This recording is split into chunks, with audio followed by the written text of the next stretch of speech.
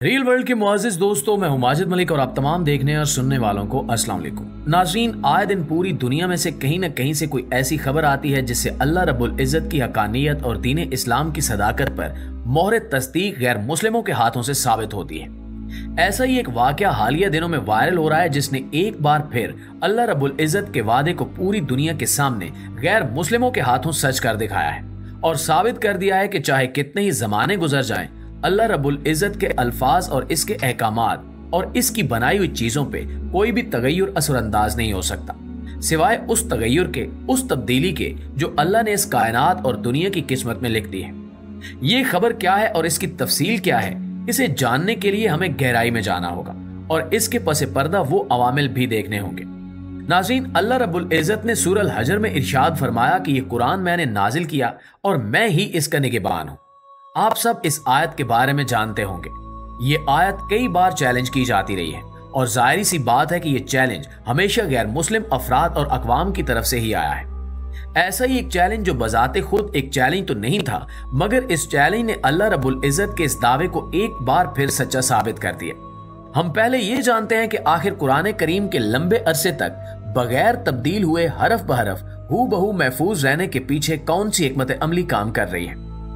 प्यारे साथियों, हमारे आखिरी नबी मोहम्मद मुस्तफ़ा सल्लल्लाहु अलैहि वसल्लम को जिस कौम के दरमियान मबूस किया गया वो अल्लाह रब्बुल इज़्ज़त की चुनी हुई कौम थी।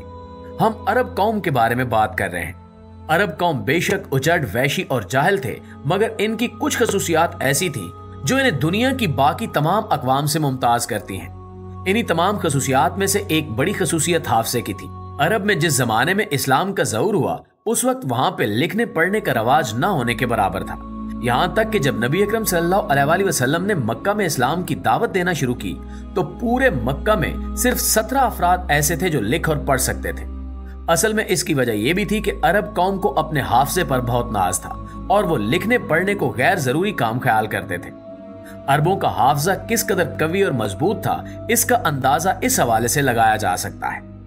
मक्का मुकरमा में ज़हूर इस्लाम से पहले हर साल हज के बाद उकाज नामी जगह पे एक मेला मुनक्किद हुआ करता था जिसमें पूरे अरब से बढ़ चढ़ कर शौरा हिस्सा लेते थे और हर एक शायर को लाखों अशार ज़बानी याद होते थे।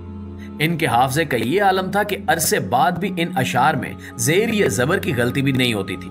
यहाँ तक कि हर कबीले में कुछ अफराद को नसाब कहा जाता था, यानी वो अफराद जो कबीले भर में हर शख्स का नसब उसकी जड़ों तक जानते थे और उसे याद रखते थे।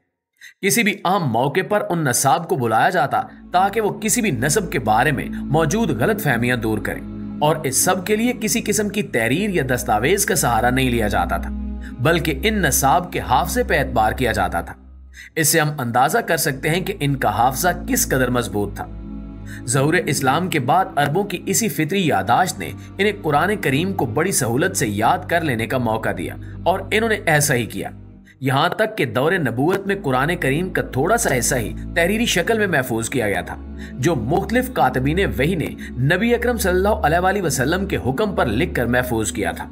नाज़रीन, कुरान की ये तहरीरें ऊंटों की हड्डियों, चमड़े के टुकड़ों और इस तरह की दीगर चीजों पे, जिनमें खजूर की छाल भी शामिल है, तहरीर की गई थी, जिससे आप अंदाजा कर सकते हैं कि इन चीजों की उम्र कुछ अरसे तक ही थी, क्योंकि ये चीजें जल्दी बोसीदा हो जाती हैं।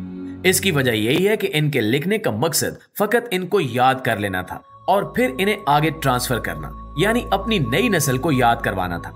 कुरान करीम का पहला मुकम्मल तहरीरी नुस्खा खलीफा सोम सैयदना उस्मान बिन अफ़ान रजी अल्लाह ताला अन्हो, जिन्हें हम उस्मान गनी भी कहते हैं, के दौर में वजूद में आया। उस तहरीरी नुस्खे की दो वजूहात थी। एक तो यह कि जंग यमामा में जो हजरत अबू बकर रजी अल्लाह ताला अन्हो के दौर में लड़ी गई थी, उसमें हुफ़ाज़े कराम की एक बहुत बड़ी तादाद शहीद हो गई थी। इससे यह खदशा पैदा हुआ कि अगर इसी तादाद में हुफ़ाज़े कुरान शहीद होते रहे तो कुरान बहुत कम लोगों को याद रह जाएगा और इसमें भी गलती का एहतमाल होगा, जिस पर हजरत उमर रजी अल्लाह ताला अन्हो ने हजरत अबू बकर सिद्दीक रजी अल्लाह ताला अन्हो को इसे लिख लेने और महफूज कर लेने का मशवरा दिया और इस काम को मुकम्मल किया गया। लेकिन कुरान का वो पहला नुस्खा यूं ही महफूज रहा और इसकी तरवीज नहीं की गई, क्योंकि वो सिर्फ रिकॉर्ड को दुरुस्त रखने के लिए ही तहरीर किया गया था।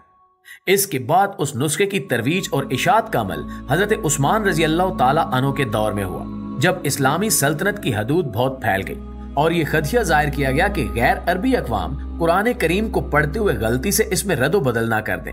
इसलिए हुकूमत की तरफ से पूरी छानबीन के बाद उस नुस्खे की मुख्तलिफ कापियां बनवाई गईं और उन्हें मुख्तलिफ सूबों में रवाना किया गया, जहां पे इनकी मजीद एहतियात से कापियां बनाकर तकसीम की गई। इस तरह से कुरान की नशर इशात का सिलसिला शुरू हुआ। दोस्तों, अमेरिका का एक शख्स जो मजहबन ईसाई है, वो पुरानी किताबों को जमा करने का शौकीन है और उसने इस सिलसिले में बड़ा इदारा बना रखा है, जिसके तहत वो अपनी जमा करदा किताबों को महफूज रखता और इनकी तशहीर करता है। इस शख्स का नाम रेडिन मून है और इसके इदारे का नाम मून बक्स है। नाज़रीन, मिस्टर मून को टोक्यो के एक कदीम बाजार से कुरान करीम का एक नुस्खा हाथ लगा, जिसकी कार्बन डेटिंग के बाद अंदाजा लगाया गया कि नुस्खा कमोबेश 300 साल पुराना है। उसने ये जानने के लिए कि नुस्खा किसी भी तरह से दीगर नुस्खों से मुख्तलिफ तो नहीं जो इससे पहले और इसके बाद दरियाफ्त हुए हैं, तकाबली जायजा लिया।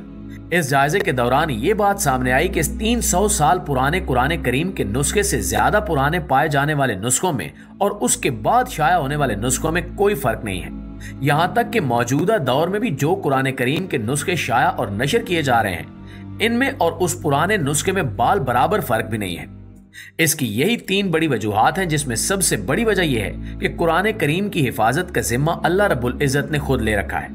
अगर पूरी दुनिया से भी हुफाज़े कुरान खत्म हो जाएं और कुरान कागजों में से खत्म हो जाए, तब भी अल्लाह रब्बुल इज्जत किसी न किसी तरह से कुरान को महफूज रखेगा, क्योंकि जिस तरह अल्लाह रब्बुल इज्जत की जात गैर फानी है, इसी तरह अल्लाह रब्बुल इज्जत का कलाम भी गैर फानी है। दूसरी बड़ी वजह हुफाज़े कराम है।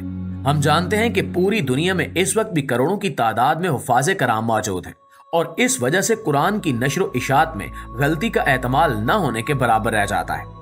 इसी तरह से जब भी कोई कुरान शाया किया जाता है तो इसकी इशात में भी इस बात का ख्याल रखा जाता है कि बड़ी अर्क रेजी और मेहनत के साथ इस बात को यकीनी बनाया जाए कि इसमें किसी भी किस्म की कोई तब्दीली नहीं है।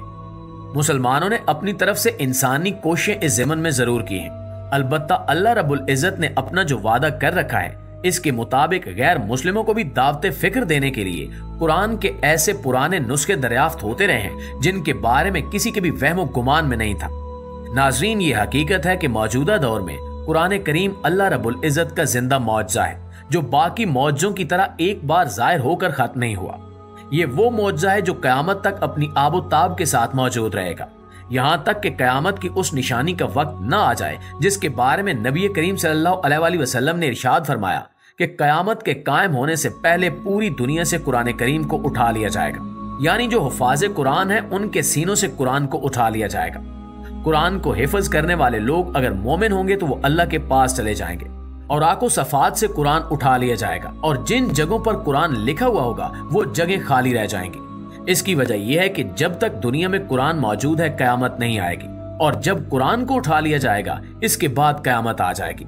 और इसकी वजह यह है कि कुरान अल्लाह रब्बुल इज्जत का वो मौजज़ा है जिसको फना नहीं है और क़यामत फना करने के लिए ही आएगी। इसलिए अल्लाह रब्बुल इज्जत अपने इस कलाम को क़यामत कायम होने से पहले ही उठा ले।